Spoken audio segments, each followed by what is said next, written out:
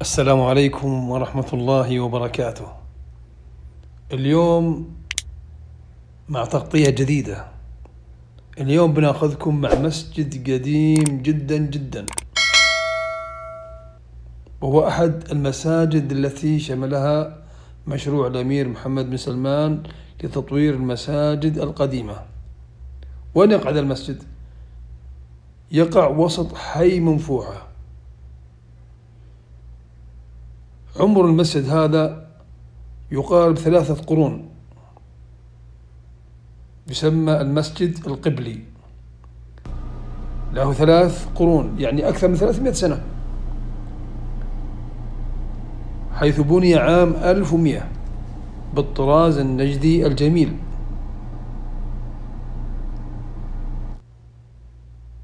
بعد التوسعة الآن أصبح تقريبا يتسع ل 440 مصلي.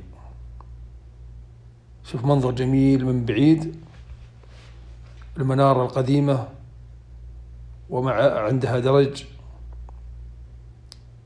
منظر جميل. هذه المساجد القديمة النجدية، شوفوا التأسيس عام 1100.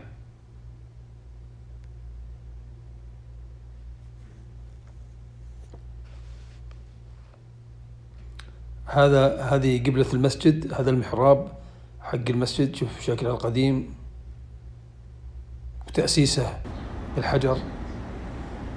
هذا جزء من مدخل الخلوة الداخلية للمسجد. وهذه المصابيح، شوف المصابيح الهولية، الله أكبر، أعمدة وشرف وتيجان. مسجد نظيف مبني بالطين واللبن، يعني لقى عناية جميلة في هذا العصر. هذا محراب المسجد، شوف السقف بأخشاب الأثل، الله، يعني يعطيك صورة من صور الماضي، من عبق الماضي الجميل. شوف والله مسجد طويل، ما شاء الله ما شاء الله ما شاء الله تبارك الله. شوف السقف مبني من الأثل،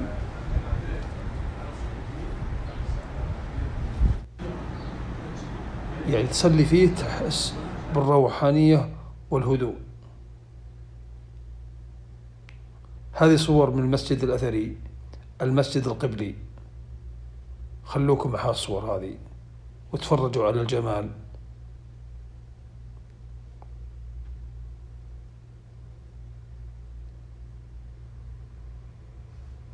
هذه منارة المسجد، شوفوا منارة المسجد من بعيد، مربعة، درج كان يصعد له المؤذن. هذه أعمدة المسجد والتيجان التي تحمل الأقواس،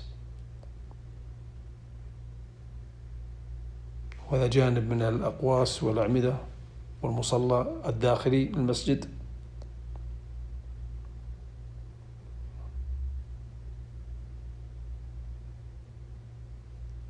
إلى هنا تنتهي جولتنا، إلى لقاء آخر، والسلام عليكم ورحمة الله.